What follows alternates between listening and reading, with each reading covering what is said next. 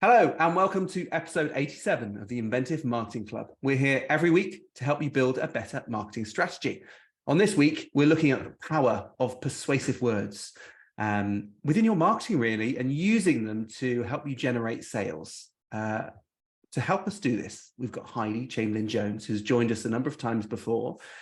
She represents Minx Media, that's her business, and also Eat, Sleep, Live Herefordshire, which is an amazing resource, really. It's got events, where to eat, stay in Hereford. Heidi, frankly, I don't know how you manage to do everything you do just on Eat, Sleep, Live, let alone Minx Media. But anyway, thank you for spending the time. Welcome. Do you want to say hello, give a brief introduction before we dive in? Hello, Ben, and thank you for your kind words. I do have a small team behind me. I can't claim to do everything myself. And as you know, Amanda is a wonderful right-hand person. But yes, Minx Media is a business development consultancy. We do training in sales, marketing, and leadership and management. And Eat, Sleep, Live Herefordshire is the destination marketing portal for Herefordshire. So when visitors or locals want to do something in their leisure and pleasure time and find places to eat, sleep, and enjoy, then they can look on there and find things to do. But we also love to connect people. So, for example, I was saying to you that this week we've run a couple of forums to bring the business community together and to help them to mix and mingle and do all sorts of interesting things, share knowledge, tell some stories about their business. So we've had some fantastic little speakers this week. And it's all about bringing everybody together to enjoy what's around them in this crazy world and make the best of it. But yeah, being positive and using positive language is key to everything we do. Yeah, absolutely. And I will just quickly add that, you do, that's one of the key things you do with Eat, Sleep, Live. It's not just the directory online, which there are many of those. It's the work you put in to connect people and bring people together. I think it's fascinating. Anyway, that's not what we're talking about. But if anyone who's got a business that's in the sort of leisure and tourism industry, or someone like a business like mine, maybe you work in Herefordshire, there's also a business community that Heidi that connects with Eat, Sleep, Live as well. Get in touch with Heidi. Do check out the website. Okay, persuasive words.